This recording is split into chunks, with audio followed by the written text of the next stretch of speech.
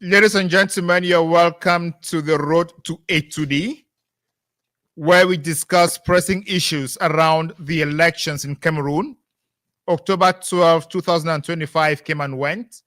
October 27th, 2025 came. The Constitutional Council declared Paul Biya winner. But before then, we had seen trends that Issa Tchiroma Bakary was leading.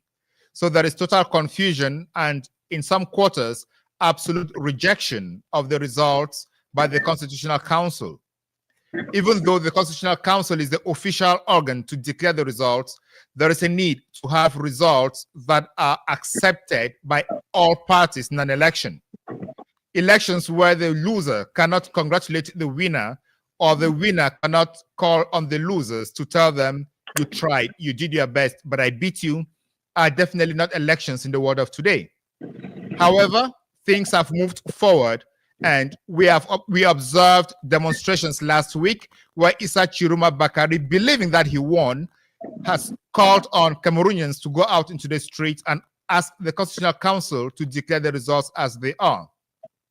The Constitutional Council did not pay heed, and Issa Tchiroma Bakary, though he was taken out into a safe location, has called on Cameroonians to observe ghost towns on Monday, Tuesday, and Wednesday this week. We are going to discuss that today in this studio, and with very knowledgeable guests who understand what is happening, and they will give us insights onto other issues that we might have not covered. We also had the Archbishop of Douala, Monsignor Cleda, issue a pastoral letter yesterday in which he sounded the alarm, reminding Cameroonians and the authorities that winning elections must not be enforced with the canon, because elections are a people activity and the people know when the results favor them. So these and other issues, we are going to discuss them today. And with me in the studio is Sandrine Yamga. Sandrine, you are welcome to the Road to A2D. Bonsoir Bernard, bonsoir à tous. Yeah, nice to have you. And we have two guests today who are definitely going to be walking us through these very important issues, because the next few days appear uncertain in Cameroon. What do you think? What is the temperature you're seeing out there? C'est difficile à dire, et on sait que depuis la proclamation des résultats par le Conseil constitutionnel, c'est une ambiance un peu délicate qui règne au Cameroun, entre des communiqués, des appels au calme, des violences, des casses et autres. On a vraiment du mal à savoir si la route pour étudier a été si bien tracée, si elle est si bien lisse. Mais on le constate, elle est beaucoup trop sinueuse, beaucoup trop de contours, beaucoup trop de défis, beaucoup trop d'obstacles sur cette route. Et comme qui dirait, nous sommes à la croisée des chemins. Qu'est-ce qui va se passer dès demain, après avoir appelé les Camerounais à défendre leur vote dans la rue? Issa Tchiroma Bakary, qui s'est déclaré candidat vainqueur au président élu à l'issue de la dernière élection présidentielle, appelle plutôt à des villes mortes. 3 jours annoncés pour être des villes mortes au Cameroun. Que va-t-il se passer? Mais il faut dire que depuis quelques jours déjà, depuis la fin de la semaine dernière, quelques villes sont déjà mortes. On parle par exemple de la ville de Bafan, où les populations sont à la maison depuis quelques jours. Qu'est-ce qui devrait se passer alors que les autorités administratives dans ces régions continuent d'appeler les populations, cette fois-ci, à sortir et à vaquer à leurs occupations? Et on le disait avec Bernard, l'Église catholique au Cameroun s'est prononcée. Monseigneur Samuel Cleda a fait une sortie il y a juste 24 heures pour appeler le gouvernement à écouter les cris des peuples, estimant que la démocratie ne devrait pas passer par des coups de fusil ou par la violence. Alors, on va donc en discuter ce soir avec tous nos invités. Bernard. Thank you very much, Sandrine. And one thing we observe is the presence of civil administrators, SDOs, governors, and also mayors going down to the streets and telling business people to open their businesses. Last week, they were telling people, what are you doing on the streets? This week, they're telling people, get onto the streets. What a paradox in our time. Yeah, c'est vraiment un paradoxe, et c'est à ce point que l'on sent où on pourrait se dire que le gouvernement se sent vraiment, j'allais pas dire attaqué, mais vraiment poussé, parce que je pense pas que les manifestations qui ont eu lieu après la proclamation des résultats, l'ampleur de ces manifestations aurait été attendue de cette façon-là.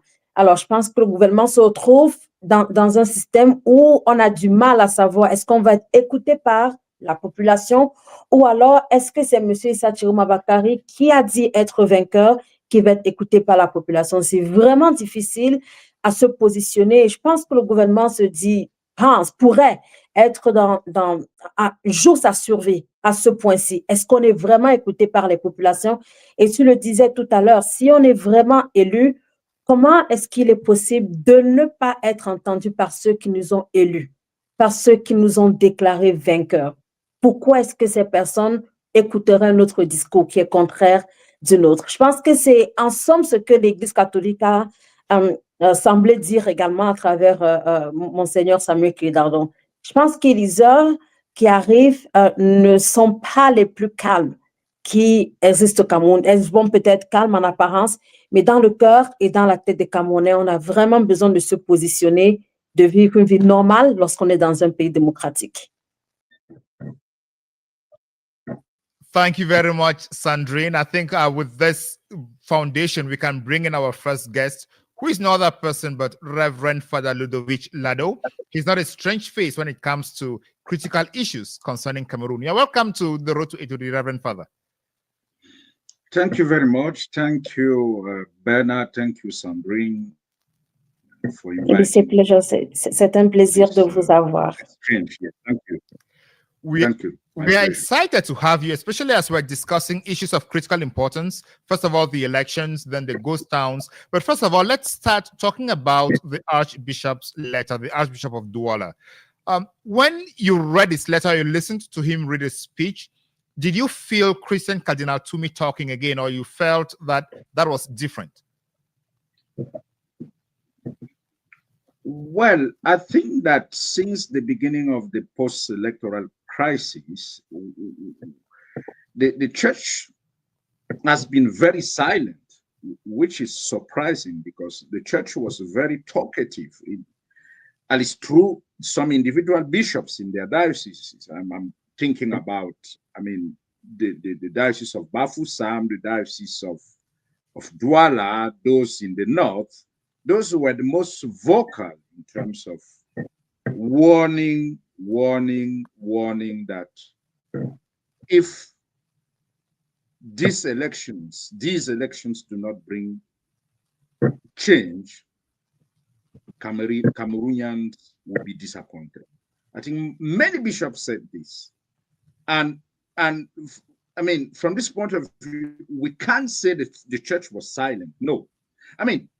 Again, all the bishops actually issued a letter saying the situation is not good. But individual bishops after that said it is very bad and Cameroonians need change. So they encouraged Cameroonians to go and vote.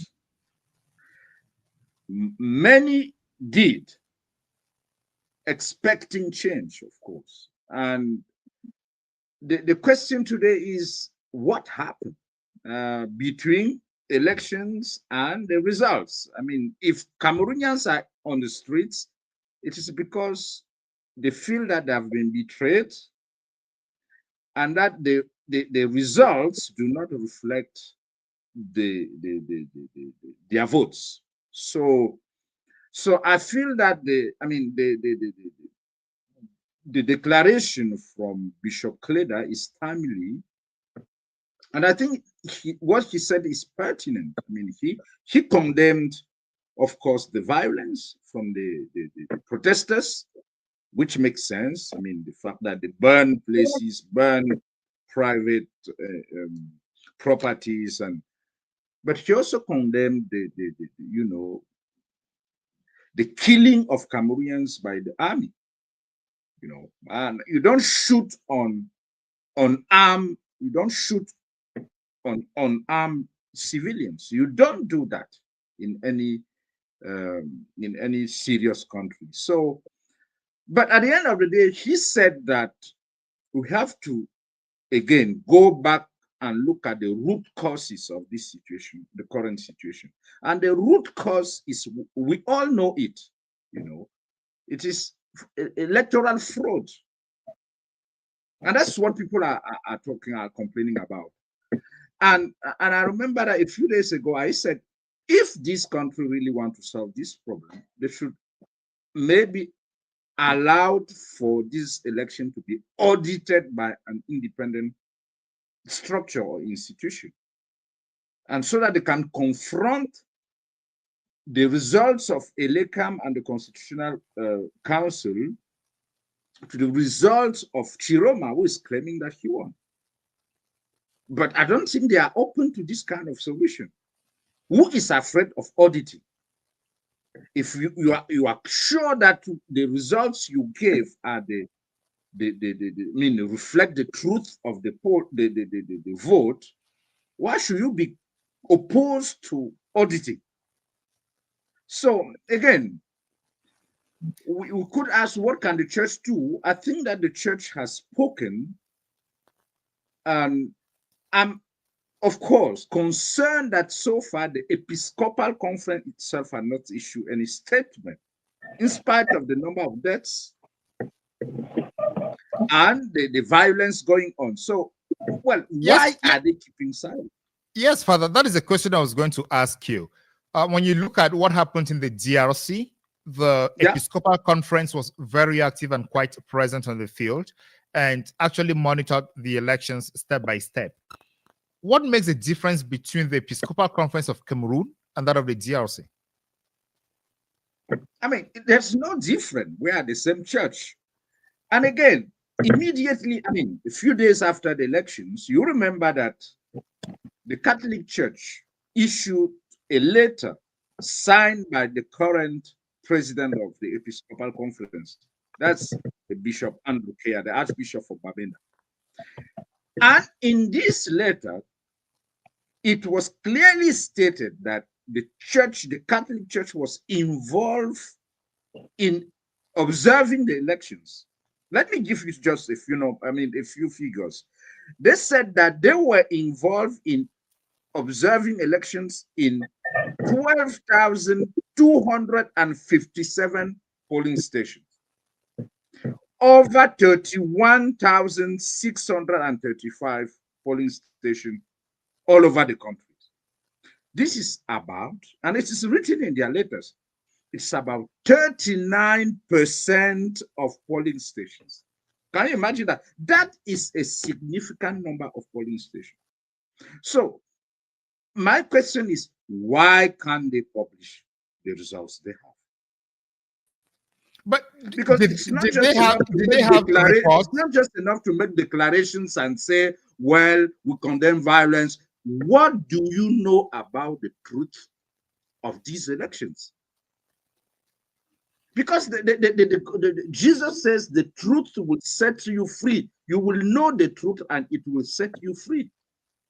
They have 12,257 results from polling stations. Why can't they make them public? What are they afraid of? That's my concern about the Episcopal Conference. So it's not just enough to make declarations, to write and say, well, no. What can you do with what the facts you have? Oui, mais qu'est-ce que vous leur suggérez de faire à la conférence épiscopale, Père Lado? Vous dites que la conférence épiscopale a certainement suivi les résultats, ou bien j'allais dire le déroulé des élections. Qu'est-ce que vous attendez précisément de la conférence épiscopale? À quoi est-ce que vous vous seriez attendu de Monseigneur Cléda hier? Qu'est-ce que vous pensez qu'il devrait dire aux populations dans cette crise-là? Bon, je crois de toute façon que sa sortie est courageuse. Et donc, je l'apprécie sur la forme comme sur le fond. Et bien évidemment, connaissant la prudence des évêques, il faut lire entre les lignes pour comprendre qu'il est en train de dire les Camerounais ont voté pour le changement. Et s'ils sont dans la rue, c'est parce qu'on a justement violé la volonté populaire pour proclamer vainqueur un autre que celui que les Camerounais attendaient. Et c'est ça qui explique la violence. Je crois qu'il faut, il ne l'a pas dit ainsi, mais il faut lire entre les lignes pour le comprendre. Mais je vais plus loin. Je dis, aujourd'hui, on n'a plus besoin de déclarations. Vous savez, je rappelais que les évêques eux-mêmes, après, je veux dire, après les élections du 12 octobre, le président de la conférence épiscopale a signé une lettre dans laquelle il disait que la conférence épiscopale a dispatché des observateurs dans 12 257 bureaux de vote à travers la République. Et sur 31 635 bureaux de vote, c'est à peu près 39%. Et Tchiroma disait que il peut, avec 18 bureaux de vote, avec 18 départements, prouver qu'il a gagné les élections. Parce que les 18 départements couvrent les 80%. Donc, moi, ce que j'attends des évêques, au-delà des simples déclarations de condamnation de la violence, c'est de publier les résultats des bureaux de vote qu'ils ont observés. Les 39-40% des bureaux de vote qu'ils ont observés. Quelles sont les tendances qui émergent de ces 39% de bureaux de vote qu'ils ont observés? Ça peut aider à la manifestation de la vérité. Puisque si on a ce que les évêques, si on a les résultats des évêques, puisqu'il y a un paragraphe, d'ailleurs, j'ai fait un élément là-dessus que je n'ai pas encore publié, il y a tout un paragraphe de cette lettre qui dit que les observateurs des évêques étaient présents quand on a fait le décompte et que ceux qui étaient présents se retrouvaient dans le décompte, mais qu'ils espéraient que, à la proclamation des résultats, ils ne seront pas dessus. C'est un paragraphe de cette lettre. Donc, pour répondre à votre question, au-delà des déclarations, parce que je suis sûr qu'il y en aura d'autres, est-ce que les évêques peuvent simplement publier les résultats dont ils disposent? Mais Père Lado, cela semble être la logique au Cameroun. On a vu autour de cette élection présidentielle toutes les sorties qu'il y a eu, que ce soit, on parle à présent de celle des évêques, il y en a eu également ceux des autres partis politiques, il y en a eu des personnes de la société civile qui ont probablement observé le scrutin électoral. Est-ce que vous avez l'impression que tout le monde a cette même tendance à se dire qu'il faut travailler pour la manifestation de la vérité? Hormis M. Tchiroma, on n'a presque pas vu un autre acteur, que ce soit religieux, politique ou civil, présenter ses résultats à lui. Est-ce que ce n'est pas dans cette logique-là que l'Église catholique est en train de fonctionner? Oui, mais l'Église catholique n'a pas entré dans la logique des hommes politiques. Alors, encore une fois, je ne veux pas sombrer dans la bêtise, mais quand un journaliste de Jeune Afrique avait titré qu'on aurait peut-être l'opposition la plus bête du monde, certains ont cru qu'il l'en faisait un peu trop. Mais comment comprendre qu'on se dise opposant, qu'on prétende avoir la plupart des PV, et qu'au-delà des élections, je dis, après les élections, vous êtes un opposant, vous êtes à la recherche de la vérité des yeux, vous avez les PV, et vous ne les publiez pas. Et c'est pour cela que nous avons probablement la classe politique la plus égoïste qu'on puisse imaginer. Parce que là, ce que je pressens, c'est que tous ces soi-disant opposants qui sont tapis dans l'ombre se disent que dans le mauvais vent va passer, Biya va rester, certains vont probablement être nommés ministres, donc récolter les dividendes de leur collaboration tacite ou implicite avec le régime, puisque refuser d'aider à la manifestation de la vérité, c'est cautionner les mensonges du régime. Je donne juste un exemple. Pouvez-vous vraiment croire que le Nord-Ouest a voté pour Paul Biya à 70-80%? Pouvez-vous le croire? Mais c'est ce qu'on nous demande d'avaler. Et vous avez des hommes politiques assis sur des PV qui les cachent pour ne pas compromettre leur avenir politique avec le RDPC. C'est ça la réalité.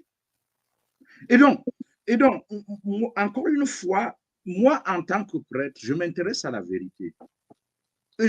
Quand je dis aujourd'hui que les Camerounais ont voté pour Tchiroma, ce n'est pas parce que j'ai voté pour Tchiroma. Je connais Tchiroma d'après ce qu'on l'a vu faire dans le régime Biya. Mais si les urnes disent que les Camerounais veulent Tchiroma comme troisième président de la République du Cameroun, qui suis-je pour m'y opposer? Et ça semble donc être le cas. Et donc, tous ceux qui ne collaborent pas pour que la vérité se manifeste sont du côté du mensonge. Et ça, mon souci, et c'est pour ça que j'interpelle la conférence épiscopale nationale. Si vous avez les 12 257 PV, comme vous l'avez déclaré, publiez les résultats. Et si les résultats que vous avez prouvent que c'est Paul Biya qui a gagné, ce qui m'étonnerait, parce qu'encore une fois, je ne vois pas comment un Camerounais aujourd'hui, qui jouit de toutes ses facultés mentales et spirituelles, peut voter un vieillard de 92 ans à la tête d'un pays. Pour moi, ça me paraît absurde. Donc c'est pour dire que là encore, j'interpelle non pas seulement la conférence épiscopale, mais les leaders des autres partis politiques. Pourquoi ne publient-ils pas les PV dont ils disposent? Ça veut dire que c'est suspect. Ils savent très bien qu'il y a. Father, you are raising important issues about the publication of PVs by the National Episcopal Council and by the political parties who are on the scene. But beyond the National Episcopal Council, we have individual dioceses. Monsignor Cleda was very vocal. Monsignor Lonsi was very vocal. Monsignor Abraham was also very vocal before the elections. Why did they not take time within their own dioceses to organize the monitoring of elections so that Cameroonians would see that they are putting word into action? Well, that's a good question. And again, that's why I'm tired with all these declarations from bishops. Beside the state, if there's an organization in Cameroon, and not just in Cameroon, in most of our countries, which has the possibility of being in every polling station, it is the Catholic Church. We have parishes all over the country.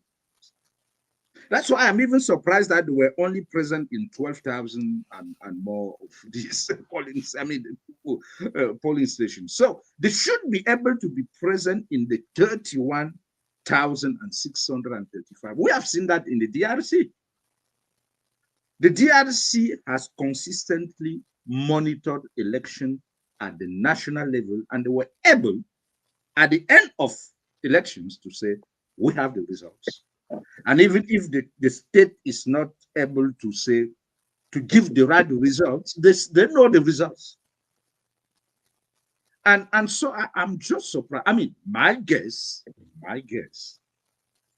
is that the Episcopal Conference is divided. I'm not revealing any secret. Everybody knows that.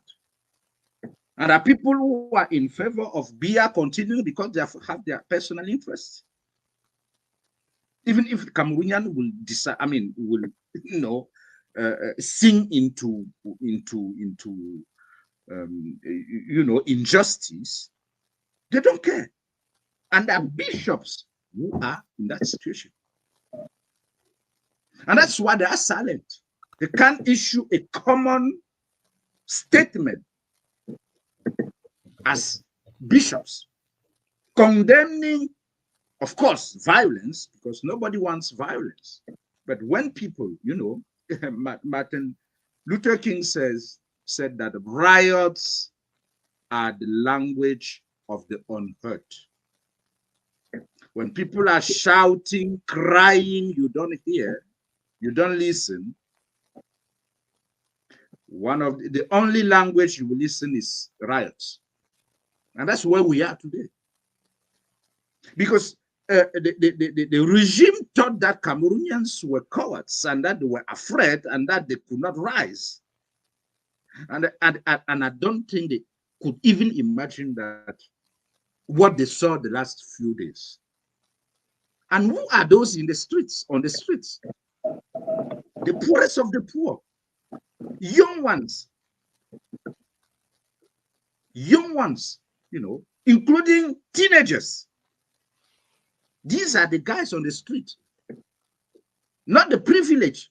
Because in any riots, in any revolution, the privileged guys tend to hold on to their privileges. But those who go down there to protest are the poorest of the poor, because they have nothing to lose. They have already lost their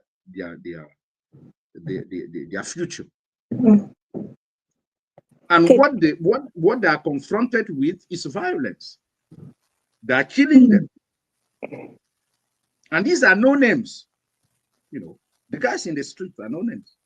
And so that's why I salute the courage of the few civil society organizations who are still, and even few lawyers who are courageous enough to be able to trace where these people were arrested, where are they, what can we do for them, are they well treated? If not, they will just disappear. These guys have no heart. I mean, they don't care. They kill human beings like they're killing animals. They don't care. So again, I'm simply saying, I'm simply saying that yes, the church could do more.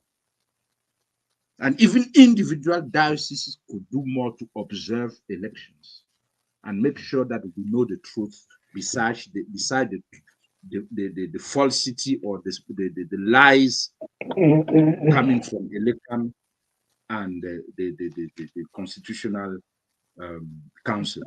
Ok. Père Lado, j'ai juste une question pour vous. Que pensez-vous, et vous l'avez dit de façon assez claire, pour vous que ce soit la conférence épiscopale ou bien les partis politiques d'opposition ou bien la société civile, ils savent exactement qui c'est qui a remporté les élections. Cela veut dire clairement que vous remettez en question les résultats proclamés par le Conseil constitutionnel, soit. Il y a donc eu des déroulements après cette proclamation. On sait qu'il y a eu des violences de part et d'autre. Des villes mortes, voilà, sont annoncées dès demain. Qu'est-ce que vous en pensez? Est-ce que c'est une bonne stratégie? Qu'est-ce que pour vous, cela pourrait changer dans le cours actuel des choses? Bien, vous savez, la résistance, et bien évidemment, comme prêtre, moi, je ne peux que, encourager la résistance non violente. Parce que la violence, encore une fois, est contre-productive. Et un chrétien ne peut pas soutenir la violence. Mais les résistances non violentes, c'est pas une partie de plaisir. Parce que de toute façon, dans ce genre de processus, il y a toujours des pécheurs en notre trouble qui se mélangent aux autres pour créer le chaos. Personne ne souhaite le chaos au Cameroun, mais il n'y a pas l'expérience à montrer que les élections à elles seules aujourd'hui au Cameroun ne peuvent pas créer le changement ou provoquer le changement que la majorité des Camerounais souhaitent. Et donc, il n'y a pas d'autre option. Les élections actuelles ont fonctionné comme un élément déclencheur. Et il se trouve, encore une fois, on ne sait pas d'où il sort, mais il se trouve que M. Tchiroma est arrivé, s'est retrouvé au bon endroit, au bon moment, au moment où on avait écarté des figures comme Kanto qui pouvaient constituer des véritables challengers au système en place, eh bien, ils n'ont pas vu venir Tchiroma. Et les Camerounais sont dit, si c'est par là qu'il faut passer pour provoquer le changement, eh bien, il vaut mieux s'y accrocher. Et ils ont voté pour Tchiroma.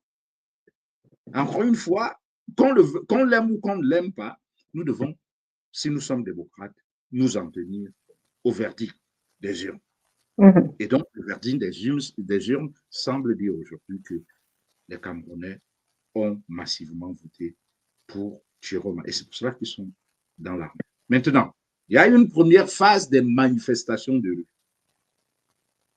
Et nous savons ce que ça a provoqué. Je crois que ça a traumatisé le régime. Parce qu'il ne s'y attendait pas. Ça a traumatisé le régime. Que ces jeunes obéissent à Tchiroma un peu partout dans la République pour aller dans les rues dire ça suffit. Le régime ne s'y attendait pas. Et ils sont un peu aujourd'hui dos au mur. Et c'est pour cela que vous verrez que ce qu'on n'a jamais vu au Cameroun, les gouverneurs, les préfets, les sous-préfets se promènent dans la rue avec les mégaphones pour essayer de convaincre les populations de ne pas participer aux villes mortes. C'est du jamais vu. C'est une espèce, une race généralement arrogante, sûre d'elle-même, et qui est convaincue de tenir, n'est-ce pas, toutes les ficelles pour continuer, n'est-ce pas, à régenter les pauvres. Mais les pauvres ont dit ça suffit. Et comme je l'ai dit, c'est les pauvres qui étaient dans la rue. Ils en ont tué une quarantaine, une cinquantaine. Le décompte continue. Mais bien évidemment, une résistance comme celle-là s'organise autour d'un leadership. Aujourd'hui, c'est celui de Tchiroma. Qu'on l'aime ou qu'on ne l'aime pas, aujourd'hui, c'est autour de Tchiroma. Et il a appelé aux villes mortes.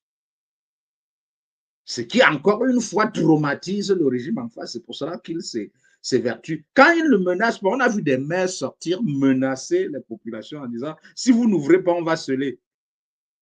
Mais quelle est la loi au Cameroun qui m'oblige à ouvrir ma boutique? Je n'ai jamais vu une loi. Je peux faire, si je suis malade et que je ferme ma boutique pendant un mois, qui saura même que je n'étais pas au marché pendant un mois? Non. Et je crois que beaucoup de boutiquiers sont aujourd'hui dans la logique de mieux vaut qu'on scelle ma boutique que de la voir brûler et piller. Et donc, moi, je pense que la résistance non violente, et les villes mortes font partie des modalités de résistance non violente. Les villes mortes, c'est dans le sens de construire. Tout ce qu'on peut faire pour faire plier ce régime diabolique, les Camerounais doivent s'y mettre. Parce que si on rate cette opportunité, la répression sera terrible, sera sauvage. D'ailleurs, elle a déjà commencé.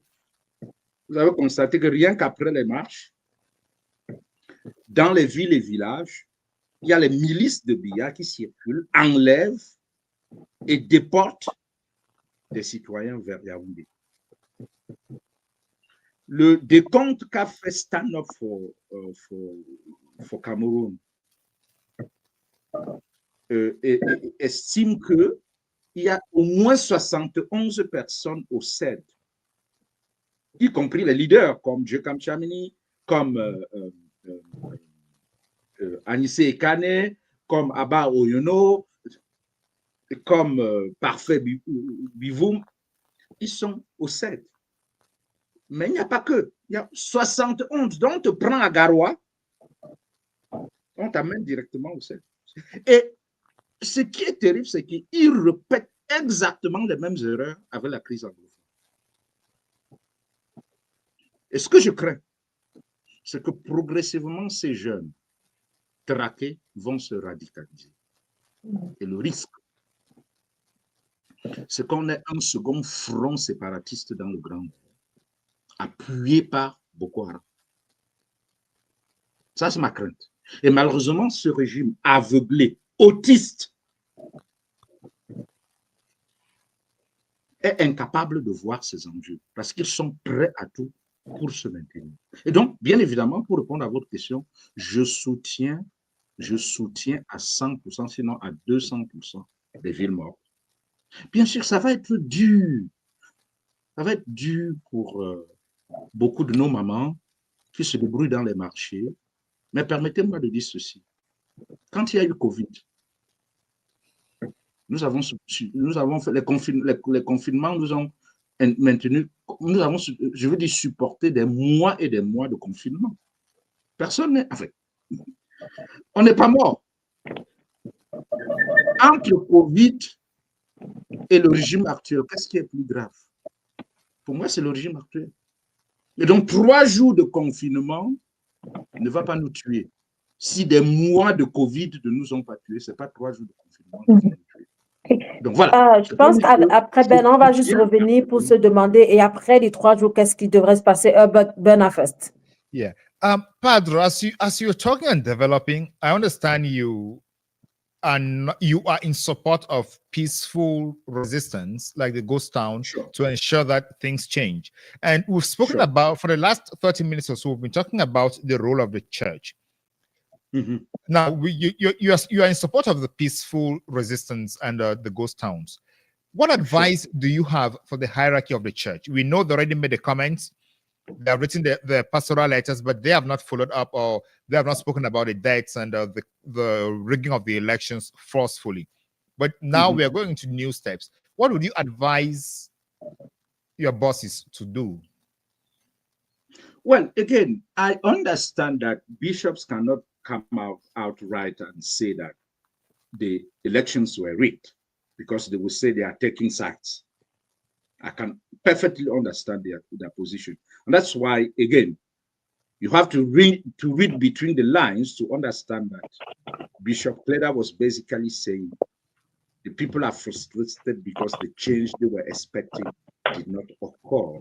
And it did not occur because they feel that the election results do not reflect the truth of the vote.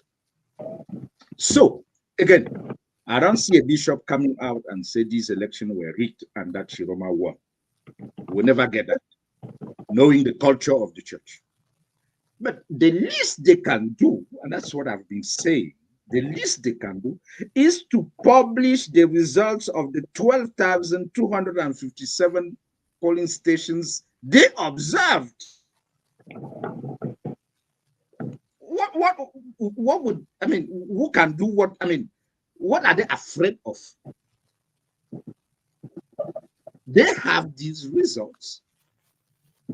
Let them do exactly what Tchiroma did by saying, these are the results we have, and we can only extrapolate from the 12,000 we have to say that these are the general tendencies. Why can't they do that? So that's what I would expect them to do if they are really interested in helping to solve this problem and getting the truth of the votes out there. I know you already mentioned that they're divided for different reasons. Yes. But you did not mention the reasons for the division, because it would appear it is the division amongst them that is preventing them from issuing this statement you're asking for. So what is dividing the bishops, as they are, as a college of men that we would think are in the image of God, leadership in the image of God, they are risk bearers, they should protect the flock that they lead, and they should feed us with spiritual food and justice. At this moment, that is what we need as a country. So what is holding them from doing that? Well, what you have just said is the ideal. That's what we think they should do. My friend, at the end of the day, these are human beings who have their own personal interest before, I mean,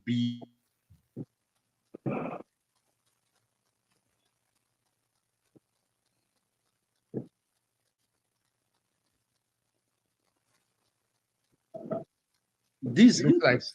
Okay, he's back. And okay? Of course, the alignments will depend on their own personal interests. These are human beings, and they don't want to lose their friends in power, and the people who kind of support them when they are in need, and they don't want to lose these friends. And that's why because again, just as you are putting the question, I just don't know what a bishop is afraid of, apart from the fact that, of course, they could cut they could, you know. But he can't be afraid of his own life. You know that. Yeah. Again, I mean, if you are a bishop or a priest, you claim that you have given your life to Jesus. If Jesus was afraid, he wouldn't have died at 33 years old. That's what I keep telling them. And who killed Jesus? Who condemned Jesus? A politician. Yeah. Pilate was a politician. And why did he condemn Jesus? To keep his friendship with the Jews, who were, of course, who wanted Jesus to die. And in order not to kind of lose the support of the Jews, he said, okay, you better die because, and this is a political decision. It had nothing to do with the truth, because when you read the gospel, it was obvious that even Pilate was convinced that Jesus was innocent. But because the Jewish leaders wanted Jesus to die for their own personal interest, you know, they asked Pilate to condemn him to continue to be to have their favor, you know. And so we are basically in the same kind of configuration. That, of course, you have some of the bishops who are very vocal, but ask yourself, why are most of them silent? Now you know the truth. Yeah. They are silent before we, because they don't want to get into trouble. Yeah. It's as simple as that. So before we get the second guest on air, I have two questions for you, Bishop. First question. Sure. So do you think that the government actually is able to listen to the Catholic Church? Well, I'm not sure, but at least the truth should be told.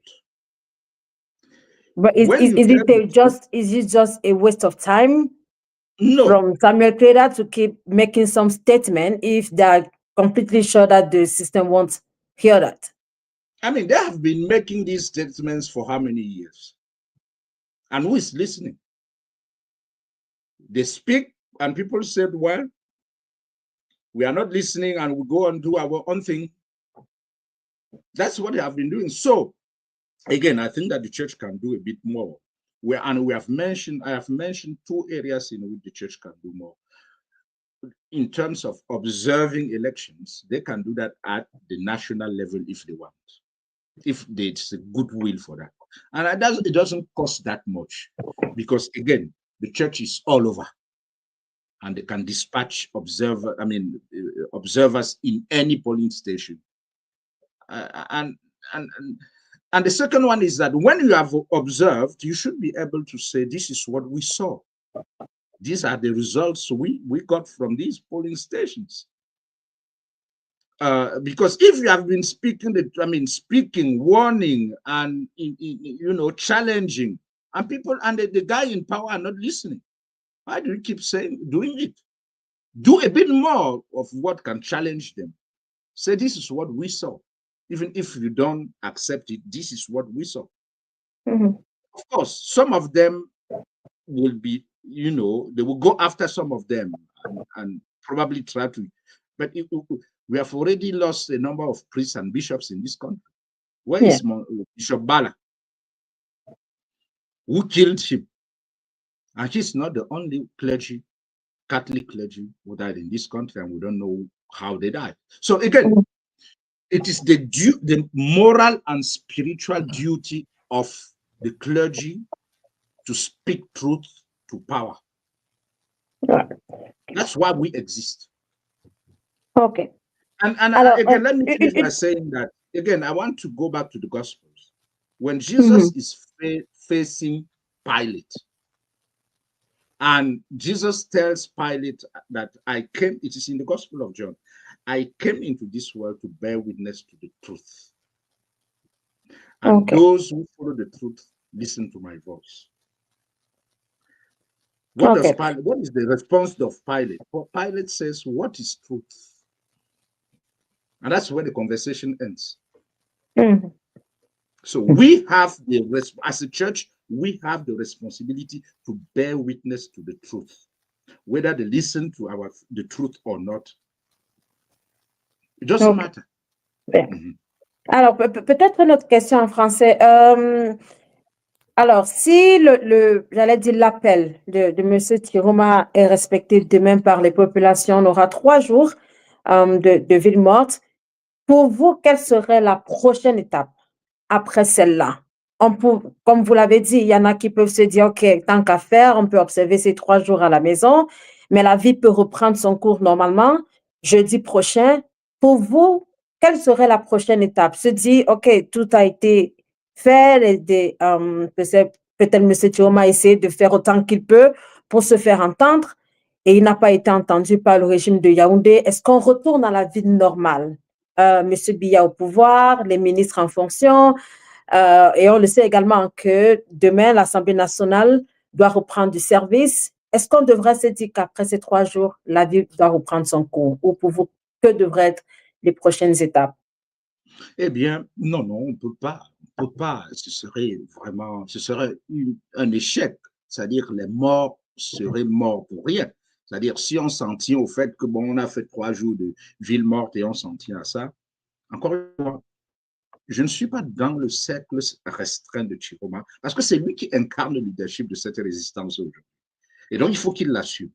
Je ne suis pas dans son cercle restreint, mais je lui aurais conseillé, et je crois que je l'ai écrit sur ma page Facebook, je lui aurais conseillé de prêter serment devant le peuple. Parce qu'il y aura ici un conflit entre la légalité et la légitimité. Mais la légitimité est plus importante que la légalité, parce que la légalité peut être injuste. Mais où et comment est-ce que ça peut se faire? Comme le disait Martin Luther King, sachez que tout ce que Hitler faisait était légal, mais pas juste. Donc, Biya peut bien prêter serment le 6 novembre ou après ou avant. Il aura la légalité, mais il n'aura pas la légitimité. Et qui devrait faire prêter à Issa Tchiroma Bakary serment? Comment est-ce que ça peut se passer? Non, c'est symbolique en fait. C'est pour dire que c'est un serment qui est symbolique. C'est-à-dire il peut justement, parce que la souveraineté appartient à qui? C'est au peuple. Et si le peuple est convaincu que c'est lui Tchiroma qu'ils ont choisi, eh bien, il peut symboliquement prêter serment devant le peuple et nommer un gouvernement parallèle à celui de Yaoundé pour marquer la rupture. Et à partir de là, eh bien, le combat va continuer. Parce que je vous dis encore une fois, si ça s'achève si ça s'achève là, comme l'on dit au Cameroun, la répression que vous allez subir sera féroce. C'est-à-dire, on va traquer tous ceux qui ont exprimé un seul soutien. On va les traquer et les réprimer. Donc, on est obligé d'aller jusqu'au bout. Donc, c'est pour ça que je dis que Tchiroma n'a pas de choix. Il doit aller jusqu'au bout de la résistance. On ne sait pas où il est aujourd'hui, mais de son lieu de sa cachette, il peut continuer à mener la résistance. Et donc, enfin, encore une fois, pour répondre à votre question, je crois qu'après les 3 jours, il faut donc qu'il prête serment et qu'il nomme un gouvernement, même si ce gouvernement doit être à l'étranger, on s'en fout. En fait. Si ça doit être un gouvernement en exil, au moins c'est symbolique et représentatif. Comme ça, le régime irlandais saura que, eh bien, la résistance continue. Donc voilà, c'est pour répondre à cette question. Donc, ça ne peut pas, les 3 villes mortes ne peuvent pas marquer la fin de la résistance. C'est pas possible. Okay, Father, I would have a few questions for you, but let's take Michael. Then when we're done with Michael, I'll come back to you. I want to, you sound more of being political here, which to me runs contrary to the spirit of the Code of Canon Law. But let's talk about that after we talk with Michael. Sure. Yeah. Hi, Michael Turkey. You are welcome to the Road to Etudi. We're happy to have you here again. Hi, Bernard. Hello, and hello, Sandrine. Bonsoir, Michael. Hi, Reverend. Good to see you guys. Hello. Thank you. Yeah, I am just enjoying the Reverend talking. I think I just wish only 5 of them in Cameroon were to talk like that. I think we would have actually got to the end of this. Yeah, thank you very much for having me. Thank you. Thank you. Yeah, thank you so much. Before we move over to Sandrine, what are your readings of the temperature right now? Do you think the next 3 days are going to be ghosted as recommended by Tchiroma? First of all, I want to express my condolence to the families that have lost loved ones. And also, I want to say to those who are being incarcerated or being tortured, we are all with you, no matter what. I also want to say directly to the government that this is just the beginning. No amount of intimidation, torture, or whichever means you use can distort the truth. About tomorrow, I think it's I would rather say anybody who doesn't take part in this should understand that they are missing. This is like one of those parties where you don't want to miss. I don't think anybody's going to be looking at it negatively, because part of defending your vote means you are ready to go through any possible length. And it's important that anybody who is maintaining this should also equally understand that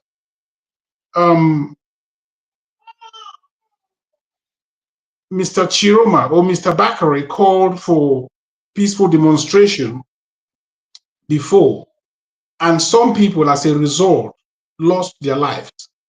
So if you are happy to be alive, please, tomorrow is one of those days which you wouldn't want to do otherwise.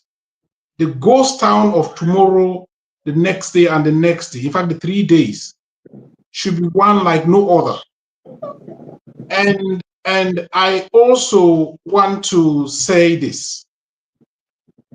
This ghost town is beyond an individual. It's beyond Mr. Bakary himself.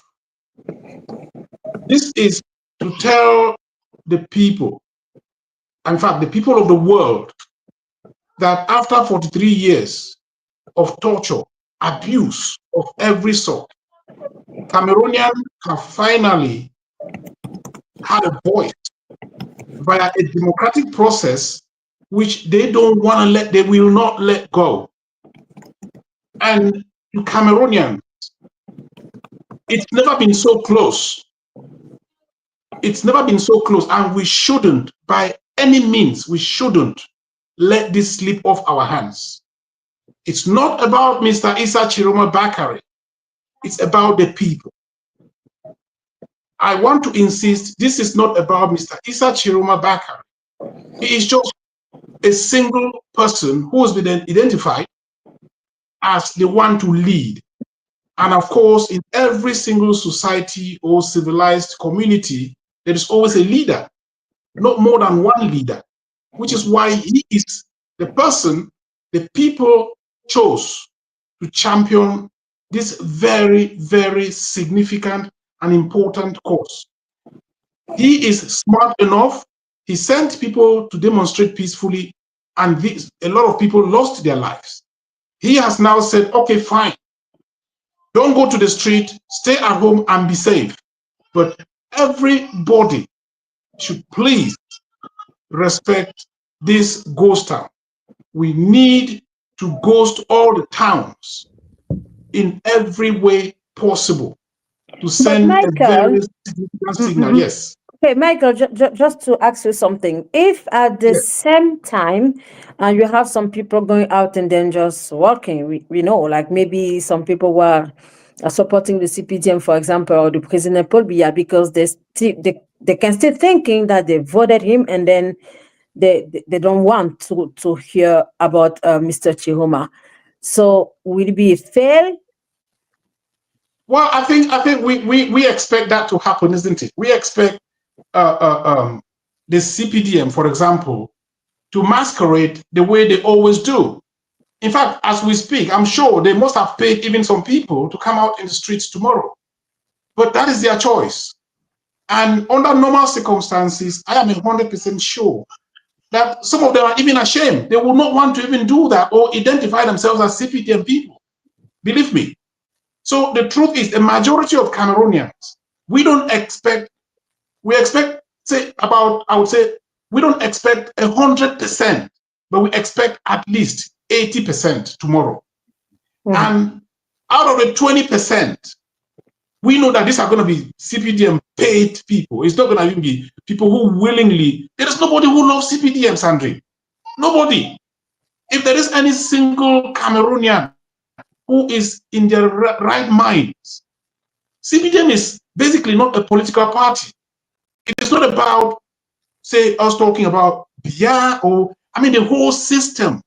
How can you have a political party that doesn't, have you ever heard of them having their usual annual, I would say, conferences or congresses that political parties have to decide the health of the political party? No.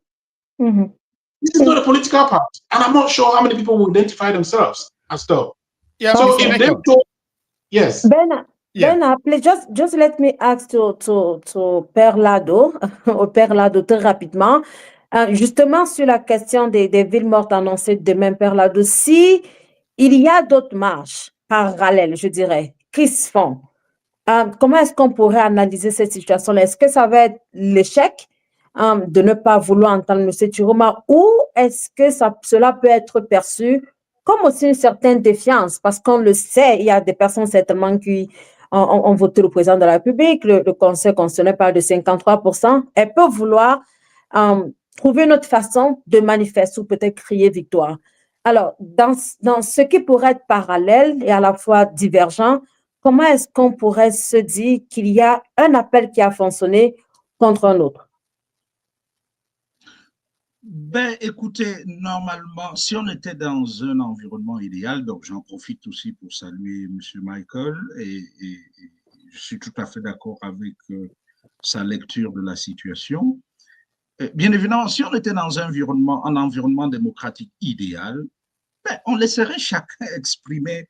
En fait, nous ne sommes pas contre ceux qui soutiennent le RDPC, surtout s'ils ont des bonnes raisons de le faire. Donc, le problème, c'est que nous sommes dans un pays où on est complètement, désorienté par la loi de 2 poids 2 mesures. Vous verrez, dans toutes les situations où les soutiens du régime sortent pour manifester, il n'y a pas de problème.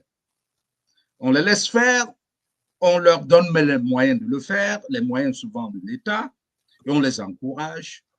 Mais dès que ceux de l'opposition veulent dire non, nous ne sommes pas d'accord, c'est la répression, c'est les arrestations, c'est les enlèvements, c'est la persécution. Parce que vous verrez que les villes mortes, en fait, les manifestations qui ont eu récemment, et on a des centaines de personnes qui ont été arrêtées. Comme je l'ai dit, la plupart, c'est des jeunes et des adolescents. Ils sont en prison, ou bien ils sont justement dans les commissariats et autres. On dit qu'on les arrête parce qu'ils ont manifesté, qu'il y a eu des casses. Mais revenons à 2018. Quand Camto et ses partisans ont contesté les résultats, on les a arrêtés parce qu'ils ont cassé quoi? Ils avaient brûlé quoi? Vous avez même en prison aujourd'hui des gens qui ont écopé 7 ans sans mettre pied dans la rue. Je parle de Fogué, je parle de Bibounissa, et ils ne sont pas les seuls. On est venu les arrêter chez eux, sous prétexte qu'ils avaient l'intention de. Et donc, pour répondre directement à votre question, moi, je n'ai aucun problème à ce que demain, il y ait des Camerounais qui boycottent les ghost towns, les villes mortes, parce qu'ils estiment qu'ils supportent bien. Mais pourquoi est-ce que les maires, les gouverneurs, les préfets menacent ceux qui peuvent fermer leur boutique en disant nous n'ouvrons pas de boutique. C'est ça mon problème avec ce budget. Si je ne veux pas ouvrir ma boutique demain, j'ai le droit de ne pas ouvrir. Pourquoi vous venez me menacer que vous allez sceller ma boutique si je n'ouvre pas? Donc, on n'est pas en situation idéale et c'est pour cela que les pauvres qui sont contre ce régime et qui sont sortis en masse pour dire non, Biya, à 92 ans, après 43 ans, ne peut plus nous gouverner, disent, eh bien, nous n'avons pas d'autre langage que la violence pour nous faire entendre, parce que quand on veut faire pacifiquement, vous reprimez.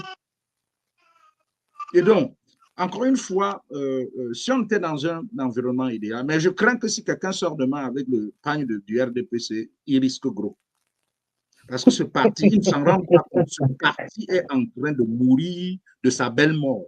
Basile a le droit de marcher, c'est une personne libre, qu'importe ce qu'elle arbore, je pense qu'elle a le droit de marcher. Oui, oui, mais bien sûr, mais je vous dis la réalité, je vous parle de la réalité. Parce que si on laissait chacun faire ce qu'il a envie de faire, il n'y aurait pas de problème. Tu peux me porter RDPC, tu peux dormir avec RDPC, tu peux mourir avec RDPC, on s'en fout. Mais quand vous pensez que vous avez le droit de le faire, que les autres n'ont pas le droit de le faire, bon, ne soyez pas surpris si vous sortez demain en arborant le RDPC, que ceux qui sont énervés, frustrés, s'acharnent sur vous. Donc, enfin, encore une fois, ce serait normal. Ce serait normal, en principe, dans une situation idéale. All right. Mr. Michael, before I come back to you, let me just follow up with further the question I had for him. Your developments, while they are grounded in real observation of life, what is happening, sentiments that you're feeling across, you kind of use terms that make you appear an activist or a politician, like les milices de Biya instead of l'armée camerounaise. You said nous ne sommes pas contre le RDPC. So this ones really make me feel like you are an activist, a politician. Doesn't that run contrary to the spirit of the Code of Canon Law? No, I mean, the Code of Canon Law simply says that I can't, be a member of a political party. And so far, if you listen to me closely, I said I'm interested in the manifestation of truth because the church is supposed to be at the service of truth. And I've also said that I'm not claiming that Tchiroma won because I am a member of the party of Tchiroma. I don't care.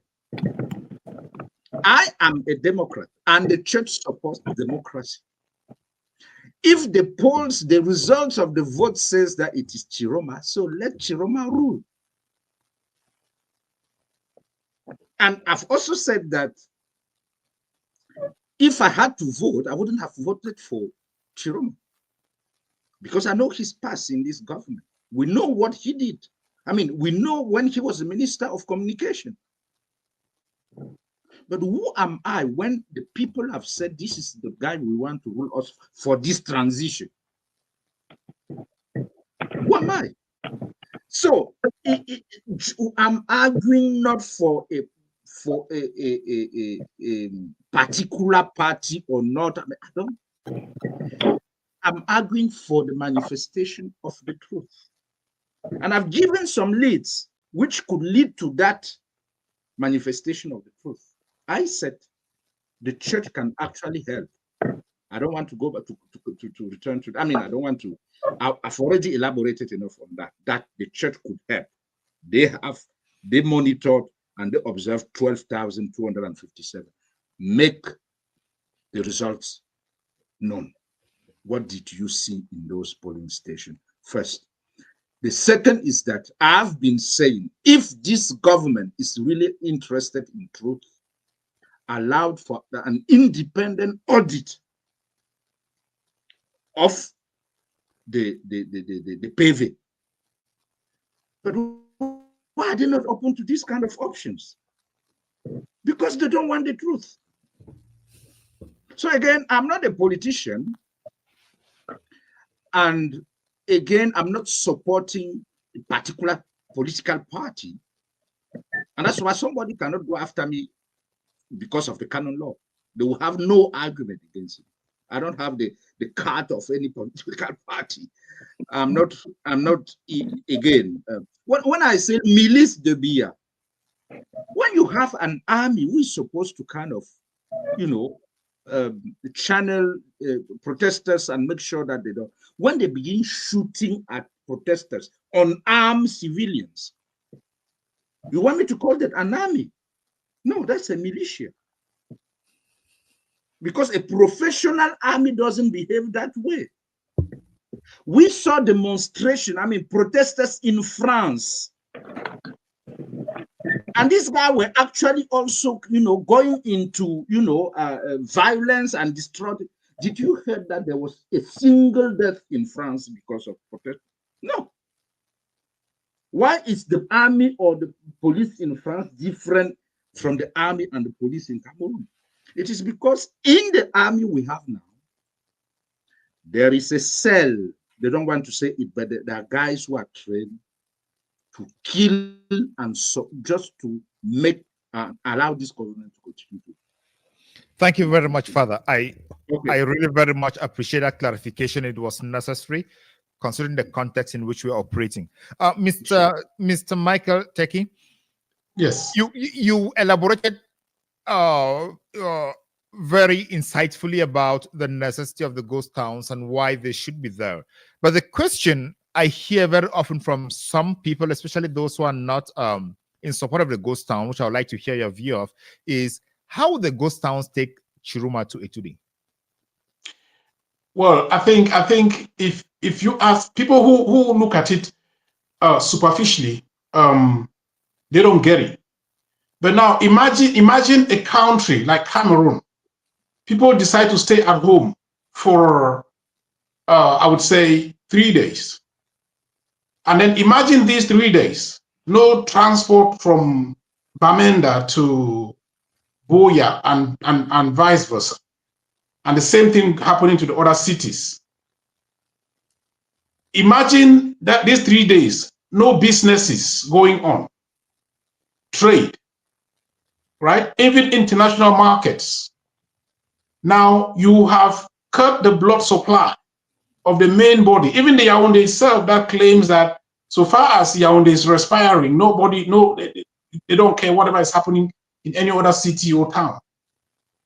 Yaoundé is being fed. Yaoundé is the big river, fed by small rivers. So when you cut all these small rivers, at the end, what happens? The main river would get dry up. So these 3 days are just a tester. Let me put it that way. They are just a tester. Anybody who thinks that this is some kind of random order or random action that has to take place, then the person has to think again. It's just a tester, and this is going to progress from here. From here, it's a stage by stage kind of, I would say, civil disobedience. Because somebody has equally asked me that, oh, you think this is going to do anything? The regime in Yaoundé don't care. Whatever happens, if people don't want to eat, it's not about the people not eating, right? For the past 43 years and counting, what have they been eating? That for 3 days, they cannot, show the solidarity in what actually has been happening with their votes. And like you asked, I think this is going to be huge. It's going to affect a lot of things, including the economy. This is just stage one. If people who, for example, there are a lot of businesses in Cameroon that depend on the people, right? Even foreign businesses. If the consumer is not there, the producer would be useless. No business. But right? Michael, what is the stage 2? Because you are saying that this is just the stage 1, and then it can be a test. But what could be the stage 2 if the stage 1 doesn't work? No, because I think that the question from Bernard was excellent. Are we thinking that a ghost town can bring Mr. Tchiroma in Etudi at this point? What could be the option for him to get there? At the moment, what I understand is we have orders from Mr. Issa Tchiroma Bakary's team that we should respect ghost towns. I am not expecting that same team to say, you go for ghost town for 3 days and kick Biya out, right? That's not what they said. They said, go for ghost town. So it is absolutely crucial that Cameroonians understand that this go for ghost town may not necessarily be the answer, but at least it is going to point the way to the right direction, because this same Mr. Bakary and his team announced a peaceful demonstration, and this demonstration was met with barbarism, I would say. All right. The point here, Mr. Michael, is those who are engaging in the ghost towns today would definitely need maybe a roadmap or something to know that the sacrifices of today may be continuous, or the sacrifices of today may lead to something in the short and the medium run. What I can say at the moment is that I am not part of, like I said, Mr. Issa Tchiroma Bakary's team, but I am someone who has experienced ghost town, and I know the impact it will cause to the economy. So we believe strongly that a serious ghost town of at least 80% is going to be very, very impactful, not only to us, but mainly to Yaoundé, including the economy and otherwise. It is going to be very impactful. All right, thank you. Father Ludovic, you have a few questions in the comments section. One of the questions is, we should ask you if you do not fear for your life, given our context, which does not stop short of killing even priests. Well, again, what I've learned, because I'm not beginning to resist today, I've been doing that at least for the last 20 years, you know. So what I've learned is that fear is a very bad guide. You know, if you follow your fears, you are going to be freezed, definitely, because that's what they're actually counting on, that Cameroonians, again, actually, the government, Biya's government, at least for the Francophone area, they were convinced that they took Francophones for granted, and that these were guys who were kind of, you know, freezed by fear, and that they could not even rise up. And that's why they're so surprised, I mean, by the magnitude of the uprising of the last few days. So again, if you are guided by fear, there's nothing you can achieve, you know. And those are the basics of a mental strength. And this is does not just only apply to this resistance or struggle, it applies to anything in life. Do you know the number of people who are kind of blocked by the fear of failure? And they can't just attempt anything because they're afraid to fail. And that if they fail, they will be laughed at, they will be mocked at. And so I'm just trying to say that no, fear has never been my guide. I try as much as I can to be prudent, but I definitely refuse to be guided by fear. Of course, there is no zero risk in this kind of endeavor. Anything can happen. I'm not currently in Cameroon, of course, but last year I was in Cameroon, and I was not, I mean, I was still active when I was in Cameroon. And again, that question is often asked. I mean, I'm not afraid that they will kill. Yes, of course. If they kill Jesus, who am I? They can kill me. But I have to live. I just have to live and do what my conscience tells me. If they feel that the only way to solve the problem is to kill me, if they kill me, so other people will rise and continue the struggle. So again, I can't say that there are not times when, I do feel that, well, this could get me into trouble, but I immediately have to make sure that I don't give in to that feeling of being afraid that if I voice my convictions and then I take part in activities which are geared towards bringing change They can kill me. This is possible. All right, that's fine. Would make sure you are sent to the Côte d'Ivoire again, 2008. All right. There is another question here. I don't know who is going to take it, whether Father or Michael. The question is: are the 3-day ghost towns a litmus test on Tchiroma's legitimacy for him to see if he can actually pull out the people and if the people believe in his leadership? I think I'll go first. I'll go first. Yeah, okay. I'll go first. I think, are the ghost towns a litmus test? Now, this is the thing.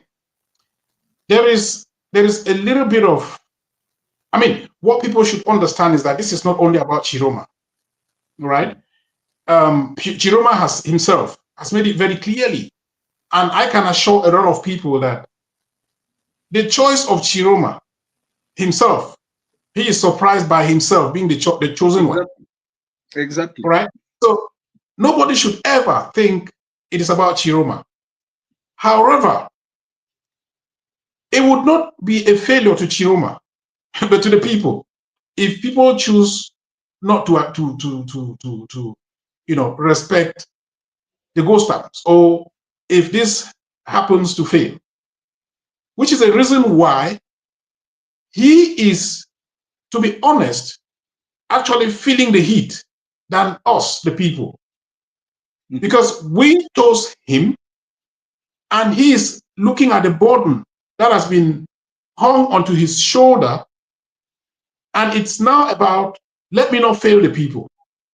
It's not about the people failing, it's him saying, let me not fail the people, which is why he is doing what he is doing. And it would be, I would say, it would be only fair that we reciprocate this burden by doing our best to follow the roadmap which he's got.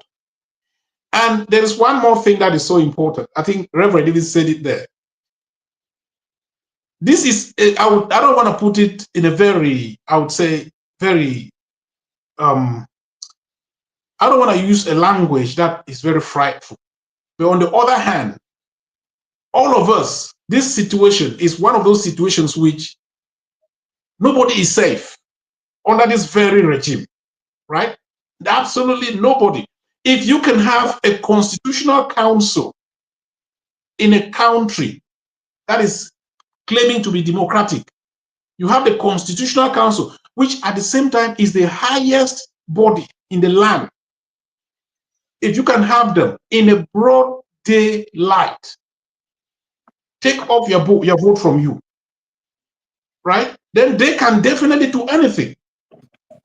In fact, if you can have this council that you would, under normal circumstances, it's just that I'm sure some people may not necessarily understand what it means by a constitutional council.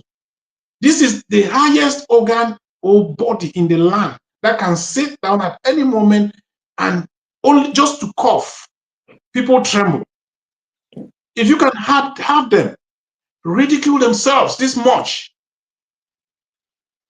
and then you still stay under this same kind of, I would say, umbrella, and then you expect the international community to even respect you as a Cameroonian. Come on. Yeah. Talking about like international community, let me just maybe go to Father Lado. Père Lado, ces derniers jours au Cameroun, il y a eu beaucoup de discussions et aussi certaines sorties de ce que l'on a appelé des félicitations adressées au président élu par des pays par la communauté internationale. On a eu même cette note qui a fait beaucoup jaser, qui est bien sûr celle du président Vladimir Poutine de Russie. Et alors qu'à côté, on sait très bien qu'on a vu l'Union africaine se prononcer, une partie de l'Union africaine se prononcer, alors que l'Union européenne, quant à elle, a plutôt demandé à voir plus clair dans la situation. En l'état actuel des choses, à quoi, pour vous, on devrait s'attendre? Est-ce que, je voudrais juste faire la parenthèse, vous pourrez parti de là, qu'on a aussi eu le ministre de l'administration territoriale de la décentralisation qui a fait une autre sortie pour condamner les violences qui ont eu lieu, pour accuser nommément M. Tchiroma de les avoir orchestrées. Beaucoup de choses à la fois qui reviennent. Le rôle de la communauté internationale, finalement, on l'attendait. Est-ce que vous êtes d'accord avec ce type de sortie-là? Pourquoi est-ce que le Cameroun accorderait une si grande importance à la communauté internationale? Et est-ce que vous vous attendiez à cette sortie de l'Union européenne? Bon, écoutez, la communauté internationale vaut ce qu'elle vaut, hein, c'est-à-dire que la communauté internationale, en fait, d'une manière ou d'une autre, acte ce qui s'est passé, en fait. C'est-à-dire que la même communauté internationale, et vous avez vu que la cérémonie de proclamation des résultats a été boudée par pas mal d'ambassades.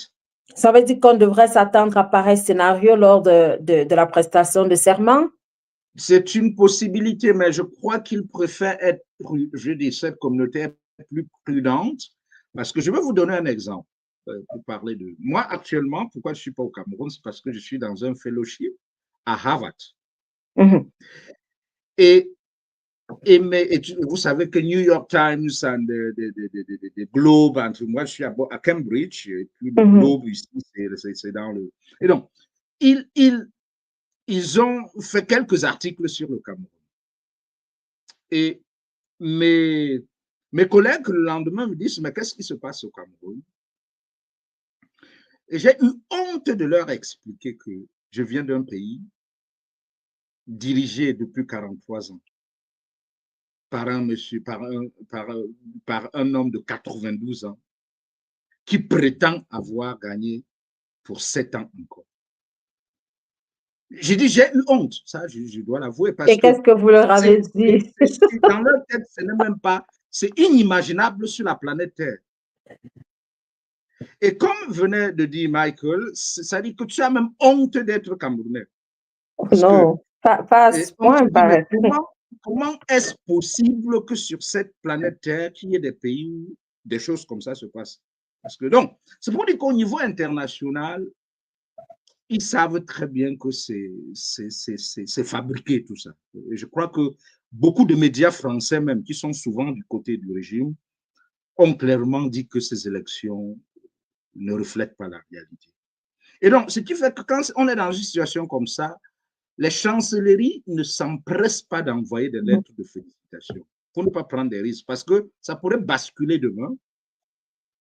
Mais est-ce que vous pensez que le régime en a forcément besoin? Voilà. On a peut-être pas, on a l'impression que depuis ce déroulé, lettre de félicitations ou pas, tout semble bien avancé. Oui, mais le problème, c'est que oui, mais ils en ont besoin. C'est pour cela qu'ils fabriquent des fausses. C'est pour cela qu'ils fabriquent des fausses lettres, que ce soit de l'Union africaine, que ce soit de Vladimir Poutine. Avez-vous la certitude qu'elles sont fausses, Père Lado? Cela peut être une déclaration assez grosse ou grave, je dirais. Comment est-ce que vous avez la certitude que ces lettres de félicitations sont fausses et qu'elles ont été complètement fabriquées? Oui, madame, vous savez que depuis que cette crise, ou bien même les élections, vous savez qu'on a un, si vous voulez, on a un réseau. Et ça, je ne vous apprends rien, vous êtes des médias. Tout régime, aujourd'hui surtout avec le numérique, tout régime essaye autant que possible, surtout quand il manque de légitimité, de fabriquer une milice numérique qui va de toute façon soutenir le faux pour vous donner l'impression que ceux qui prêchent le vrai ont tort. Et au Cameroun, aujourd'hui, on les connaît. Ils ont des faces. Et ce n'est pas nouveau. Et on a un trio bien connu sur la toile qui sont de l'ère géographique ou sociologique de Paul Biya. Et ils ne font que fabriquer des fake news qu'ils dispatchent pour brouiller la vérité. Non, en fait, c'est pour dire que les laboratoires de fausses lettres de cette nature, eh bien, ça ne devrait pas nous surprendre. Ça fait partie de la guerre médiatique. Il faut prêcher le faux pour embrouiller la vérité. Et donc, par conséquent, si ces lettres qui circulent n'ont pas été fabriquées par les laboratoires du système, qui a intérêt à faire circuler ce genre de lettres à cette période? C'est le régime. Et donc, en fait, c'est pour dire que effectivement, la communauté internationale est très prudente. Et c'est pour cela que les lettres, vous allez voir que les pays qui ont été les plus prompts à féliciter Paul Biya, c'est les pays de la forêt de l'Afrique centrale. Non, c'est la Centrafrique. C'est le Gabon. Mais c'est la forêt équatoriale, ils sont une nuance en tout et ils ont les mêmes réflexes, exactement les mêmes réflexes.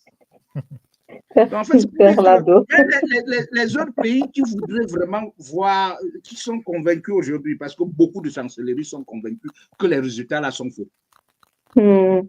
Mais ils sont prudents parce qu'ils se disent, bon, on va voir comment ça évolue. Ouais, so in the light of these countries in the Central African Republic being the only countries that are congratulating Paul Biya plus the African Union, what do you make of that in the eyes of international legitimacy?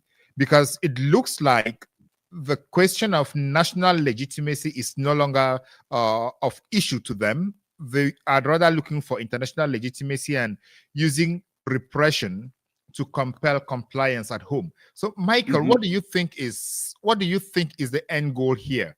To give an impression that the Central African region has accepted the results and then it's going to expand to the rest of Africa and to the world? Or what do you see here? Yeah, I think this is the thing. You know, it's a bit more like you know, this is a government that has been operating for 43 years, right? They have been manipulating things in various forms. This year in particular, like the Reverend said, you can see those who are saying congratulations. Now, the government is amplifying these ones in an attempt to say these people are legitimizing our win. So obviously, even if you have any doubt, because the other person and that one have legitimized our win, you shouldn't be afraid. But one thing that they completely ignore is that the international community themselves, they know the system for a long time. And it's a bit more like the people of Cameroon are saying this is the end of the road for the regime. It's the same thing that the international community are echoing in a way. They understand that with such a, I would say, manipulation of this scale, with all the evidence, because usually they will say, well, there's no evidence. Even if the rumors are true or false, fine, let's just go on. But on this occasion, the evidence is hard. Take, for example, I am in the UK. They call and say, oh, congratulations. Because even before this time, Bernard, I have written the UN, I have written the Commonwealth. I've been there, they know me there. Telling them that this is what is going to happen in Cameroon. We equally told them that you are not saying anything. Cameroon is a member of this club. Do not only come to talk, only when things are this bad. Please, say it now so that we can something can be fixed before things go too sour. Because our fear was that the regime may spin this around and even turn it into a coup. So we were telling them that these people are playing a game here that we don't like. So the point I'm making is this: the international community, they by themselves have these facts. Say, for example, they were to congratulate the regime now. I will take this very fact and send it to the Commonwealth office here, and even request to have a conversation so that they will help me to bring the information that we are actually asking the regime to bring, and they're not bringing out. Tchiroma has not only said he won, the empirical facts, the maths is there. Sure. I wouldn't be sitting here, talking about him if I didn't see this fact myself. And I wouldn't advise anybody as well to just talk without seeing the facts. So as it stands right now, the international community are very observant. Even before this happened, they know, because we have warned them many times that we are watching you. And we are definitely going to question any of them who says, oh, Biya is a winner. Because that way, I'm sure, because since Biya is not presenting his win at the ballot box, maybe such an international organization or another country would help us present that information so that at least you and I can stay quiet. But they're not presenting it because we know that Mr. Bakary won. So instead, they know also that this is a domestic crisis. It's an internal issue. And they will definitely come in once they realize that the people are standing firm, as we are doing right now. There is a chance. The more the people stand up the way we have stood, the international community is absolutely observant of what we're doing. And as you know, when the first peaceful demonstration was called and people got hurt and some killed, the international community came in. The reason why they came in is simply because they know the truth. They know the truth, and they are looking for a way to come in and rescue us. They cannot do that if we, the people, are not taking the lead of our problem. As it stands, we have a problem at home. The problem is that our vote, our investment, our future has been manipulated, has been stolen. And if we scream very hard, our neighbors will hear us and come and find out. They will not scream for us. So that is exactly what we should be doing. The international community will not, at this juncture, if it were, it's over how many weeks now? They would have congratulated Mr. Biya a long time ago. If it were a normal situation, or say in a different country, they would have done that. They are not equally coming in to say, this is what it is. We know what it is. We are the ones who face our problem, and that is exactly what we are doing. And that's exactly the reason why I'm telling every listener right now that the international community is not blind. They know what we are going through, and they are ready to help us if we can help ourselves. And for us to help ourselves, these are the stages. Yeah, outline the stages before I ask what I wanted to ask. Well, the stages, this is, we started by peaceful demonstration, which took some lives. So this is another one. This is another stage. All right. But I asked you, maybe Ben, I asked you to Michael, what could be the fourth one, according to you? Like I said before, I wouldn't know. I am taking orders. What do you expect? Well, I am expecting just anything to protect my vote. Anything. What Michael, could be anything you are an analyst and an observer, and you have seen how these things happen in different countries. If you are in support of, you have eloquently defended the position of ghost towns, meaning you have an idea from where the ghost towns are coming and where the ghost towns could be going to and what could be after that. So from your analytic perspective, what could be the fourth phase? Bernard, I think as it stands right now, I wouldn't know. But I can guarantee you that if that is necessary, it will come up. But what are you suggesting concretely, Michael? You are not saying that. What are you suggesting concretely? The situation at hand is so crucial that we don't need to I would say, get ourselves distracted. There's a lot of work to do, and this a lot of work to do is the fact that these ghost towns should be as ghostly. They should be in a way that if somebody peep through the window, they can actually see a ghost in the street. So we should respect. Yes. Yeah. So talk about the ghost towns. You just said that we need to scream enough for the international community, that is our neighbors, to hear that we are very uncomfortable at home. That is the only time they can come in to help or to assist. How loud could ghost towns be? Are ghost towns not silent instead? Yes. They are, ghost towns, I would say they are physically silent. Okay? But they speak quite loud enough. The international community is watching us. For example, tomorrow, if the ghost town goes on happen effectively 3 days, you watch the news or listen to the news. The first thing that will be happening will be that the Cameroonians have actually chosen a leader straight away.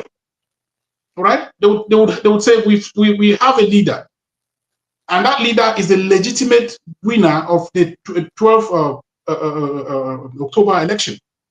So that is part of the loud speaking or the screaming that we will be passing around, even though in a ghostly way. Okay, I think we have about like 25 minutes to go. Professeur Lado, on essaye de, je ne sais pas si ce sont des conjectures ou bien si on essaie simplement de se projeter. Pour vous, à partir de demain, imaginons que ces villes mortes fonctionnent, que tout le monde reste à la maison. Pour vous, qu'est-ce qui pourrait se passer? Que pensez-vous que le gouvernement actuel prendra comme position ou bien comme mesure autour de cela? Est-ce qu'il faudra comme redéfinir des choses? On sait que dans certains pays, lorsqu'il arrive des situations difficiles en période de crise, autour de la crise, on commence à parler des gouvernements d'union nationale, on commence à voir comment est-ce qu'on peut fédérer les partis qui sont en crise, qui sont en conflit. Est-ce qu'on pourrait s'attendre à une telle dynamique au Cameroun? Si oui, comment?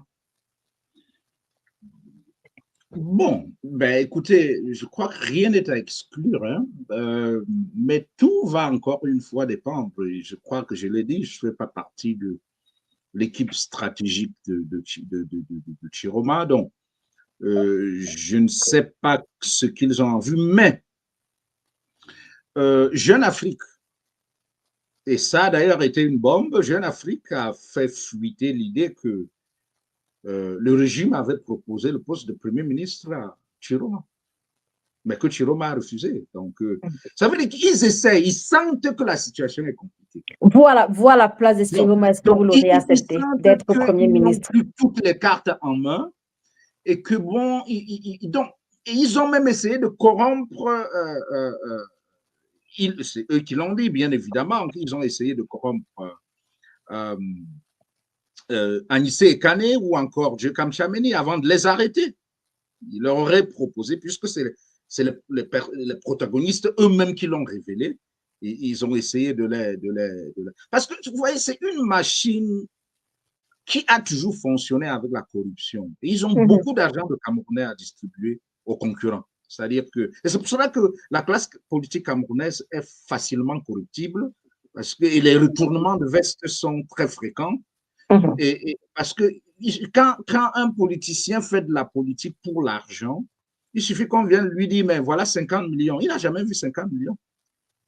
Donc, il va prendre et dire, bon, de toute façon, je vais gérer ma retraite avec ça, et puis ensuite, le reste, on s'en fout. Donc, pour dire que certainement, et peut-être même en sourdine, parce que la diplomatie est en général est même discrète, c'est-à-dire que il y a certainement des démarches en sourdine pour essayer de voir si on peut mettre de l'eau dans le vin de Tchiroma.